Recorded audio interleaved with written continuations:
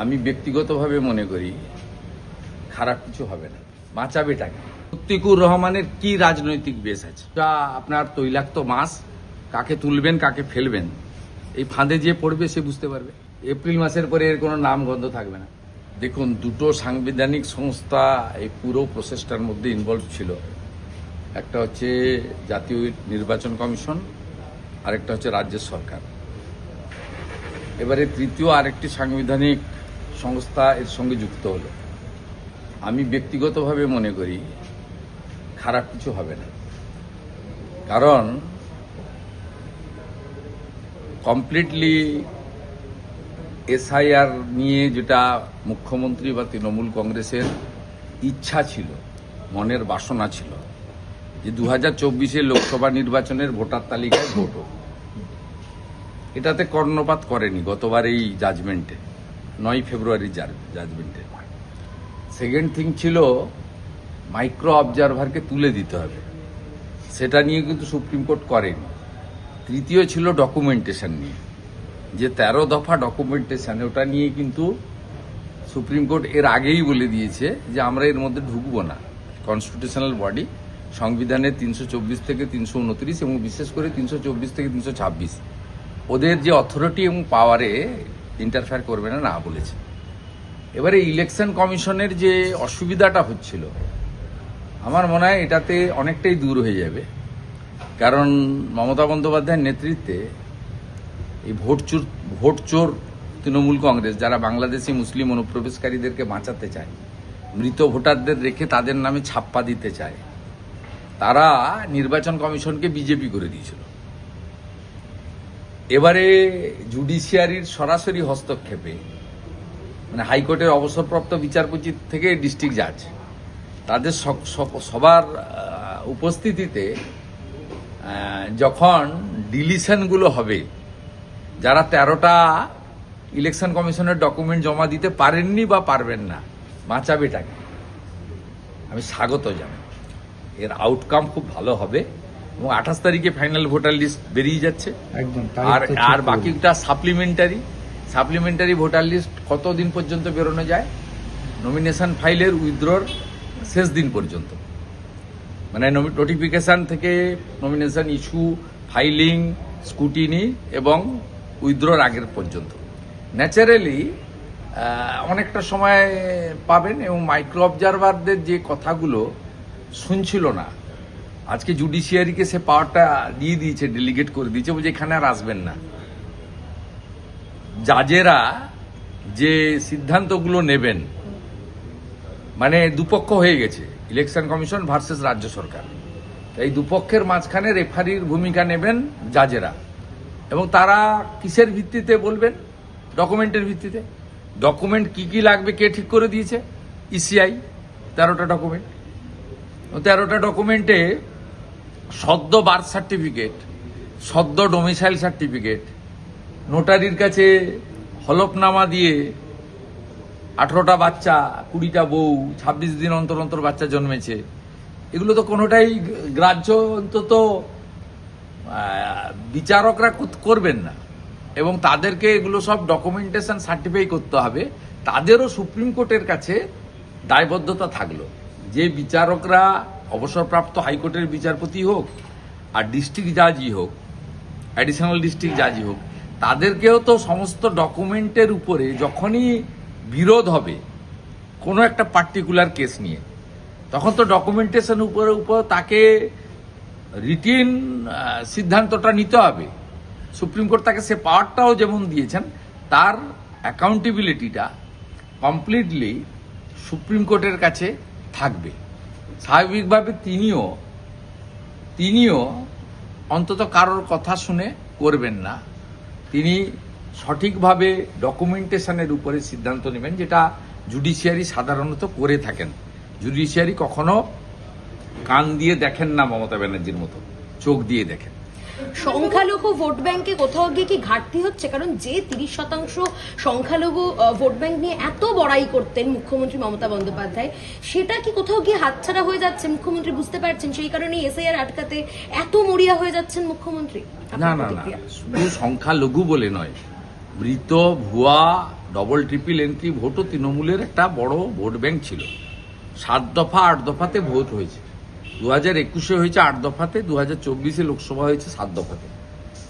স্বাভাবিকভাবে আপনার এই অ্যাবসেন্ট ভোটটা ওরা মেরে দিত। এবং আপনারা দেখেছেন যে বালুরঘাটের ভোটার সে ভবানীপুরের ভোটার হয়েছে, তৃণমূল ছাত্র পরিষদের নেতা।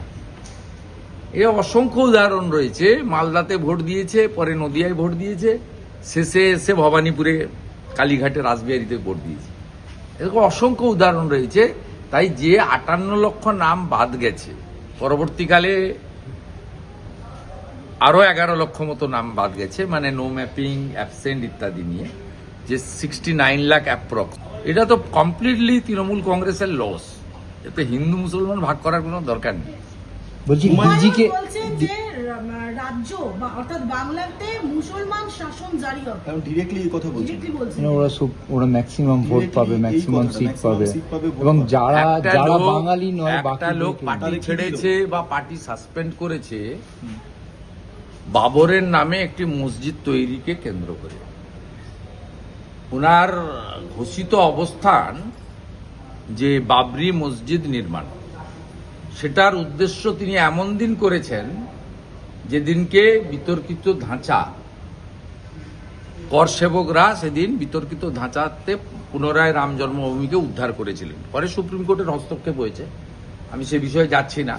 কিন্তু যে ব্যক্তির বিদ্রোহ সূচিত হয়েছে, তার ধর্মীয় যে আবেগ সেটাকে কাজে লাগিয়ে তার যে প্রার্থনা ঘর, সেটা বাবরের নামে তৈরি করার মধ্য দিয়ে তার তো ঘোষিত অবস্থান এটাই থাকবে, এবং তার ক্যাপিটাল পুঁজি এই মুসলিম ভোট ব্যাংকই হবে। তাতে স্বাভাবিক উনি হুমায়ুন কবির যেটা বলছেন এটা তার ঘোষিত অবস্থান। মমতা ব্যানার্জির মতো সেকুলারিজমের নামে তোষণের রাজনীতির কথা তো বলেননি, সোজা কথা বলেছেন। মুসলিম লীগ কেরালাতে আছে কংগ্রেসের জোট সঙ্গী, মুসলিম লীগ তামিলনাড়ুতে আছে সিপিএম এর জোট সঙ্গী, সেখানে ডিএমকে, সিপিআই, সিপিএম, কংগ্রেস এবং মুসলিম লীগ সেখানে জোটে আছে। অতএব এরা তো মুসলিম লীগের তো ঘোষিত অবস্থান আছে। তো হুমায়ুন কবিরের সেই অবস্থান তিনি ঘোষণা করেছেন। এটা পশ্চিমবাংলার গরিষ্ঠ সংখ্যক হিন্দুকে ভাবতে হবে যে তারা পশ্চিমবাংলায় হুমায়ুন কবিরদের নেতৃত্বে মুসলিম মুখ্যমন্ত্রী চান না মুসলিম মুখ্যমন্ত্রী আটকাতে চান। আমরা পরিষ্কার কথা, মুসলিম মুখ্যমন্ত্রী পশ্চিমবাংলার সংখ্যাগরিষ্ঠ হিন্দু সমাজ চায় না। আর একটা সুরাবর্দির এখানে জন্ম হোক কেউ চায় না। এমনি মমতা বন্দ্যোপাধ্যায়ের আমলে সমস্ত দেবদেবীর মূর্তি ভাঙা হয়, হরগোবিন্দ দাস, চন্দন দাস বামপন্থী হলেও খুন হতে হয় হিন্দু বলে, ধুলিয়ানে হিন্দুদেরকে পলায়ন করতে হয় স্বাধীনতার পরে বৈষ্ণবনগরে হিন্দু জায়গায়, মহেশতলাতে আমাদের মাতা তুলসীর মঞ্চকে তুলে ফেলে দেওয়া হয় প্রকাশ্যে পুলিশের সামনে, পুলিশ প্রিজন ভ্যানে তোলে কাকদ্বীপে কালী মায়ের মূর্তিকে, রামনবমীর মিছিলে পাথর পড়ে এনআইএ হয়। এই ভবানীপুরে দাঁড়িয়ে আছি, এখানে গত বছর আমাদের দোলের আগে আমাদের এখানে বাঙালিদের সংস্কৃতি আছে, আজ আমাদের নেড়াপুড়া, কাল আমাদের দোল, আর হিন্দিতে হোলিকা দাহন বলে, হোলির ঠিক আগের দিন হয়। গতবারে আমাকে হাইকোর্ট থেকে পারমিশন নিয়ে এই পিছনের একটা ছোট গলি রাস্তায় করতে দিয়েছিল। হোলিকা দাহন করব, দোল পূর্ণিমা করব, তার জন্য হাইকোর্টে যেতে হয়। অতএব এখন তো কার্যত আমরা জামাতের রাজত্বেই আছি, মুসলিম লীগ 2। আর হুমায়ুন কবির সেকুলারিজমের খোলসটা ছেড়ে সরাসরি বলছেন, যেটা আসাউদ্দিন ওয়াইসিও বলেন। অতএব লড়াইটা পশ্চিমবঙ্গে সনাতনী হিন্দু সমাজ রাষ্ট্রবাদীদের সঙ্গে এই মৌলবাদী শক্তির হবে। সেক্ষেত্রে আরেকটা প্রশ্ন, হাওড়ায় দেখা যাচ্ছে আবারও আক্রান্ত বিজেপি কর্মীরা। বারবার জায়গায় জায়গায় ভোটের আগে বিশেষ করে বিজেপি কর্মীদের এইভাবে আক্রমণ করা হচ্ছে, মারধর করা হচ্ছে। বিজেপি লড়ছে, রাস্তায় আছে, বাকি তো কেউ রাস্তায় নেই। কংগ্রেসের তো অস্তিত্ব নেই। হুমায়ুন কবির তো মুসলিম পাড়ার মধ্যে সীমাবদ্ধ। আমাদের পীর সাহেবের পার্টি নৌসাদও তার যেখানে ভক্ত কুল আছে সেই জায়গার মধ্যে সীমাবদ্ধ সামগ্রিক লড়াইতে নেই। আর সিপিএম তো নিজেই বেসামাল অবস্থায় আছে, শূন্য তো কাটবেই না, মহাশূন্যের দিকে এগিয়ে যাচ্ছে। পার্লামেন্টের রাজ্যসভায় তো একটা শেষ ছিল বিকাশ ভট্টাচার্য, তিনিও আগামী কয়েকদিন পরে প্রাক্তন সাংসদ হতে চলেছেন। তাহলে লড়াই বিজেপির সঙ্গে। তাই বিজেপিকে প্রতিহত করতে পারলে চোরেদের পার্টি, পারিবারিক পার্টি, মুসলিম লীগ 2, জামাতিদের নেত্রী, তিনি আরেকবার ক্ষমতায় আসতে পারবেন। ক্ষমতায় এসে গ্রেটার বাংলাদেশ বানাবেন। পরবর্তীকালে ওপারের জামাত এপারের জামাত মিলে প্রধানমন্ত্রী হয়ে যেতে পারেন। না, বোধের উপর বিস্ফোরক এটা প্রতিকুর রহমানও বিস্ফোরক ভাবে মোহাম্মদ সেলিমের নাম করে বলছে যে গব্বর সিং এর মতো ওখানে ভয়ের আপনাকে আবহ প্রথম ইত্যাদি, কথা বলি, মানে শুনুন। তাকে নিয়ে যে মোহাম্মদ সলিম আর প্রতিকুর রহমান এক নয়। আপনাদের কাজই হচ্ছে কিছু বিড়ালকে বাঘ বানানো। আপনারা মিডিয়া এটা করছেন। প্রতিকুর রহমানের কি রাজনৈতিক বেস আছে উইদাউট সিপিএম? এ তো প্রমাণ হচ্ছে প্রতিকুর রহমান ডায়মন্ড হারবারে কেন লড়েনি, স্যারেন্ডার করেছিল। এই চুক্তিটা তো আজকের নয়, 24 সাল থেকে চুক্তি হয়েছিল। প্রতিকুর রহমান কে? প্রতিকুর রহমানের দম আছে। আমাকে যখন বলা হয়েছিল যে পিছন থেকে, ফিরাদ হাকিম বলেছিল, কল্যাণ ব্যানার্জি বলেছিল যে পিছন থেকে মমতা ব্যানার্জির ছবিটা সরিয়ে দিলে শুভেন্দুর চেয়ারগুলো সামনে ফাঁকা হয়ে যাবে, আমি তো সেই চ্যালেঞ্জ অ্যাকসেপ্ট করে মমতা ব্যানার্জিকে নিজেকে হারিয়ে দিয়েছি। মমতা ব্যানার্জি বিডিওকে দিয়ে, ওসিকে দিয়ে, আইসিকে দিয়ে লোক আনেন, বিরিয়ানির পচা বিরিয়ানির প্যাকেট খাইয়ে স্কুলের বাচ্চা নিয়ে আসেন, সাইকেল দেওয়ার নামে লোক আনেন। আমার সমাবেশে ওগুলো করতে হয় না। মমতা ব্যানার্জির থেকেও বেশি লোক আমার সমাবেশে আসে স্বতঃস্ফূর্তভাবে, এক গ্লাস জল না দিলেও আসে। তা আমি করে দেখিয়েছি, চ্যালেঞ্জ নিয়েছি, ভবিষ্যতেও চ্যালেঞ্জ নেব। ভবানীপুরে ওনাকে হারানোর দায়িত্ব আমি নিয়েছি। প্রতিকুর রহমানের দম থাকলে লড়ে দেখাক না। মগরাহাট তিনি তৃণমূলে যাবেন বলে এইসব কথাবার্তা বলছেন। আগামীকাল তৃণমূল কংগ্রেসের পতাকা ধরবেন, এটা অনেক আগে থেকে আমি জানি। তো ওকে নিয়ে এত হইচইটা আপনি কি আপনারা বলছেন? করছেন। মানে আপনারা করছেন, আচ্ছা, একটা বিষয় বলুন তো। আপনারা করছেন, আপনারা এরকম অনেককে করেন, তারপরে অনেকে হারিয়ে যায়। আমি সেই জন্য সযত্নে মেপে মিডিয়ার সঙ্গে মিট করি, সযত্নে মিডিয়ার সঙ্গে মেপে কথা বলি, এবং খুব ব্যতিক্রমীভাবে যেটা বিরোধী দলনেতার কর্তব্য, মিডিয়া চতুর্থ স্তম্ভ, তার সঙ্গে যে ইন্টারাকশনটা করা দরকার, প্রেস মিট করা দরকার, সেটা মিনিংফুল হইতে করি। আমি বেশি ঢলাঢলি করি না, কারণ এটা আপনার তৈলাক্ত মাছ, কাকে তুলবেন কাকে ফেলবেন এই ফাঁদে যে পড়বে সে বুঝতে পারবে। এ বেটা ফাঁদে পড়েছে, এপ্রিল মাসের পরে এর কোনো নাম গন্ধ থাকবে না। বলছি একটা বিষয়, যে এসডিপিও মানে হাত ধরে মূলত প্রতিকুরের বাড়িঘর ভাঙা হয়েছিল 2024-এ, আজকের দিনে দাঁড়িয়ে সেই এসডিপিও কে, মানে আপনার এই এলাকার এখন এই মুহূর্তে এসপি, এসপি নয়, এসপি ইনচার্জ। এসপি ইনচার্জ, মানে তিনি খুব ওই ভালো জেলাতে মনে এসপি করেন। থাকে, হ্যাঁ। এসপি ইনচার্জ থাকে। মানে প্রতিকুলের এই ধরনের যে বক্তব্যটা হঠাৎ করে, নিজের বাড়িঘর ভাঙা হয়েছে যার নেতৃত্বে দাঁড়িয়ে, তাকেই এত বাহবা। আমি এসে নিয়ে কথা খরচ করতে রাজি নই। সেলিম সাহেবের সঙ্গে প্রতিকুর রহমানকে ম্যাচ করবেন না, একদম ম্যাচ করবেন না।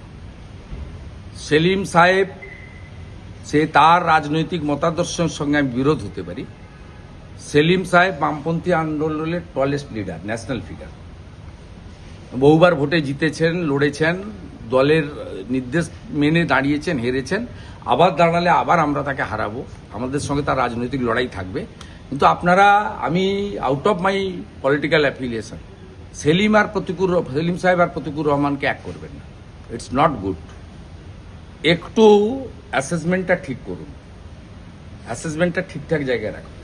ভোটের মুখে দেখা যাচ্ছে বাংলাদেশিরা আবারও গ্রেপ্তার হয়েছে পশ্চিমবঙ্গে, এবং তারা বারবার করে বলছে যে রুটি রুজির জন্য আমাদের কাছে ভারতই ভরসা। কাঁটাতার পেরিয়ে তারা, অনেকে অনুপ্রবেশকারীরা তারা ভারতে প্রবেশ করেছে। নির্বাচনের একেবারে যেখানে শিয়রের নির্বাচন, সেখানে আবার অনুপ্রবেশকারী ভাবে ধরা পড়ছে।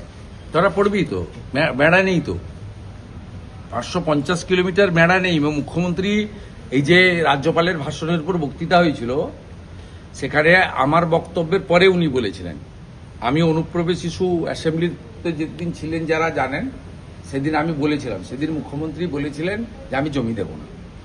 এটা ভারতবর্ষের প্রাজ্ঞ রাজনীতিবিদ, অমিত শাহজি ব্যারাকপুরে বিজেপির কার্যকর্তা সম্মেলনে বলে গেছিলেন যে 31 মার্চের মধ্যে জমি দেওয়ার কথা থাকলেও জমি মুখ্যমন্ত্রী দেবে না, ভারতীয় জনতা পার্টিকে আনবেন, ভারতীয় জনতা পার্টির মুখ্যমন্ত্রী শুধু জমি দেওয়া নয় 45 দিনের মধ্যে বেড়া দেওয়ার কাজ সম্পূর্ণ করবে। আমরা সবাই জানি, অতএব এই সমস্যা সমাধান না হলে অনুপ্রবেশের সমস্যা পশ্চিমবঙ্গ এবং ভারতবর্ষ মুক্তি পাবে।